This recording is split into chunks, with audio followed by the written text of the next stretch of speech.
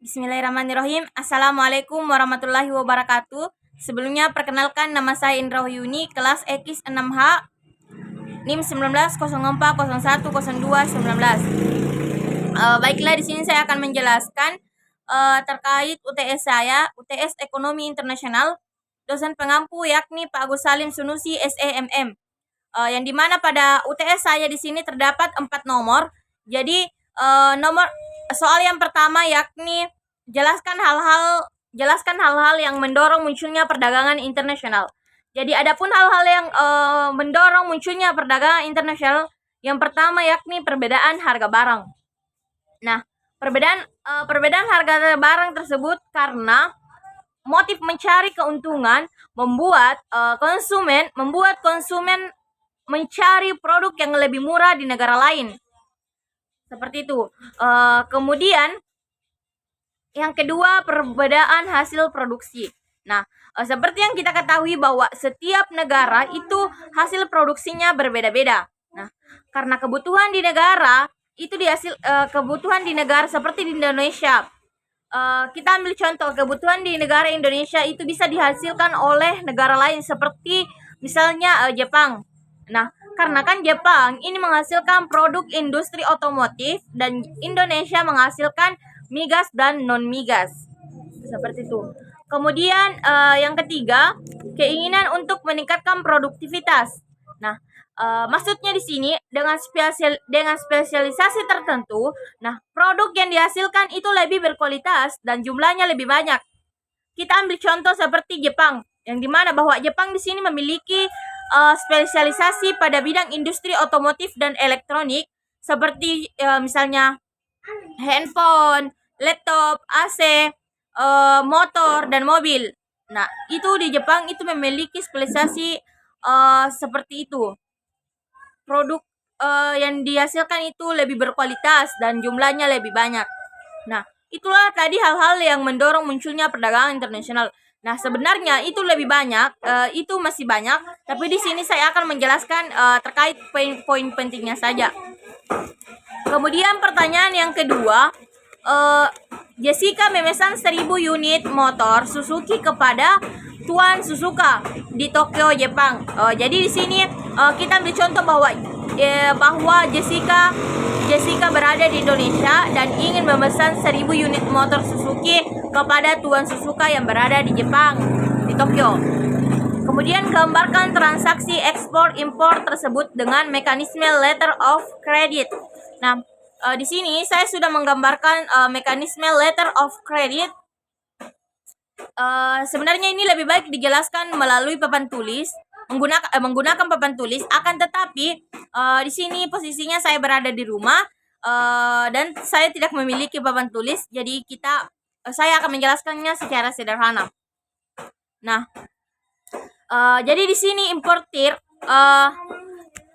jadi di sini selaku importir yakni saudari Jessica. Kita ambil contoh lah bahwa Jessica di sini berada di Indonesia. Jessica ingin memesan 1000 unit motor ke Tuan Suzuka yang berada di Tokyo, Jepang. Maka hal-hal yang pertama dilakukan saudari Jessica itu melakukan permohonan LC ke Yishun Bank.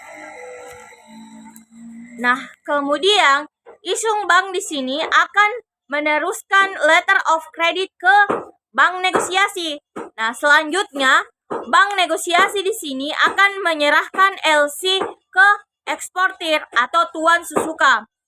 Nah, jika Tuan Suzuka ini sudah melakukan persetujuan atau sudah menyetujui LC permohonan LC saudari Jessica, maka Tuan Suzuka akan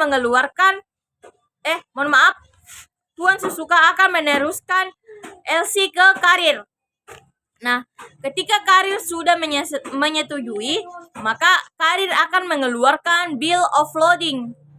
Nah, bill of loading ini diteruskan dari karir, ini akan diteruskan ke pihak eksportir atau Tuan Suzuka.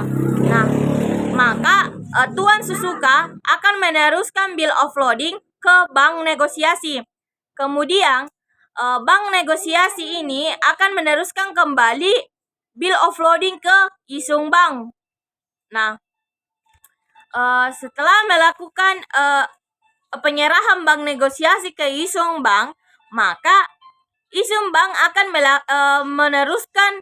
akan menyerahkan bill of lading ke importir, yakni saudari Jessica yang berada di negara Indonesia. Nah, ketika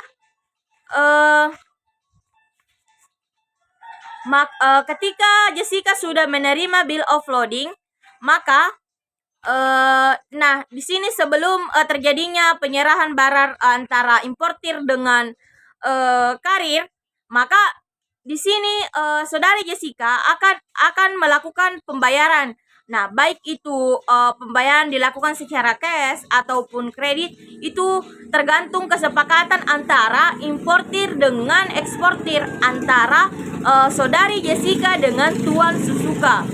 Nah, pembayaran itu dilakukan antara kesepakatan antara dua negara, yakni Jessica yang berada di Indonesia dan Tuan Suzuka yang berada di Jepang, seperti itu. Kemudian importir atau Jessica ini akan meneruskan bill of loading ke karir. Nah, kemudian karir akan menyerahkan barang 1000 unit motor kepada Jessica, seperti itu. Mengapa bill of loading ini diberikan kembali kepada carrier? Agar bisa dilihat bahwa Jessica ini betul orangnya, atau tidak terjadi penyerahan dua kali, seperti itu.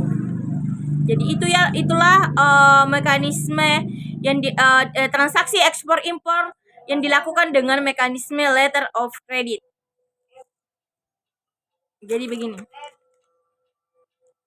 Nah, kemudian lanjut pertanyaan yang ketiga. Nah, di sini pertanyaan yang ketiga terkait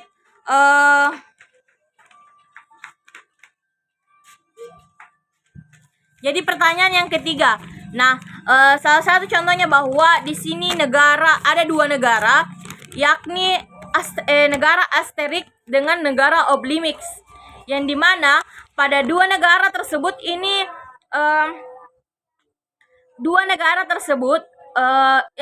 jam kerjanya ini sama-sama 1 hari, tapi produksi yang dihasilkan berbeda-beda. Seperti bahwa Asterix ini menghasilkan mobil 8 unit dalam 1 hari, sedangkan Oblimix menghasilkan mobil sebanyak 6 dalam 1 hari. Nah, sedangkan dalam produksi motor, Asterix ini bisa menghasilkan 15 dalam 1 hari, sedangkan Oblimix di sini bisa menghasilkan 10 unit motor dalam 1 hari. Nah, jadi di sini kan tingkat upahnya Asterix 2001, sedangkan Oblimix di sini 3.470 dolar. Seperti tadi Asterix juga US dollar, 2001 US dollar. Jadi untuk mengetahui harga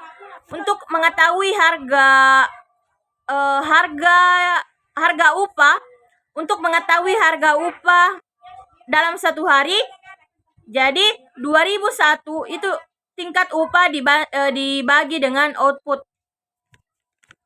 dalam 1 hari. Nah, seperti bahwa 2001 dibagi 8, jadi hasilnya 250,125. Kemudian 2001 dibagi 15, jadi hasilnya 133,4. Kemudian yang kedua, 3.470 dibagi 6, hasilnya 578,33 dolar. Kemudian 3.470 dolar dibagi 10, jadi hasilnya di sini 347 dolar. Nah, seperti ini tabelnya, bisa dilihat. Nah, kemudian pertanyaan di sini, negara apakah yang berpeluang memproduksi mobil atau sepeda? Nah, yang seperti kita ketahui bahwa ketika Asterix di sini dalam kerja, yang lebih mahal di sini Oblimix kalau dia di mobil. Nah, begitupun dengan motor. Di sini juga, nah seperti kita ketahui bahwa kalau di mobil ini Oblimix di sini lebih mahal. Nah, seperti pun dengan motor, Oblimix juga mahal, 347. Sedangkan di Asterix ini 103, cuman 133. Nah, seperti pun dengan di mobil tadi, kalau misalkan di Asterix itu 250. Nah, pertanyaannya kan tadi di sini, negara apakah yang berpeluang memproduksi mobil atau sepeda? Nah, jadi berdasarkan tabel di atas, negara yang akan mengekspor negara Asterix ini akan mengekspor motor dan mobil ke Oblimix karena harga motor dan mobil di negara Oblimix ini lebih mahal. Nah, sedangkan di Asterix ini harga motor dan mobil cukup relatif murah. Seperti itu. Jadi bisa disimpulkan bahwa Oblimix tidak perlu menjual ke Asterix karena hanya akan mengalami kerugian karena harga di Asterix ini relatif murah. Seperti itu. Kemudian pertanyaan yang terakhir, nomor 4, harga produk AC di Indonesia adalah, maksudnya kalau misalkan harga di Indonesia harganya 2.100 US$. Nah, sedangkan produk AC di Amerika 3.470 US$. Nah, dengan kurs yang berlaku 15.000 per US$. Jadi di sini yang dipertanyakan kurs realnya dan apakah rupiah di sini mengalami penguatan apresiasi atau mengalami pelemahan atau terdepresiasi. Jadi di sini kita harus ketahui dulu berapa harga AC di Indonesia, berapa harga AC di Amerika. Tadi di Indonesia 2.100 US$, nah sedangkan di Amerika 3.470 US$. Jadi karena di sini kurs yang berlaku 15.000, maka langsung saja masukkan rumusnya bahwa 15.000 dikali 2.001 per 3.470. Nah, hasil yang didapatkan di sini 8.649. Maka 8.649 per US$. Maka kurs rupiah yang dinilai dalam US dollar ini menurun 8.649. Dan dapat disimpulkan bahwa nilai tukar real rupiah ini mengalami penguatan atau terapresiasi dari 15.000 per US dollar menjadi 8.649 US dollar. Jadi mungkin cukup sekian yang bisa saya sampaikan. Lebih dan kurangnya mohon dimaafkan. Assalamualaikum warahmatullahi wabarakatuh.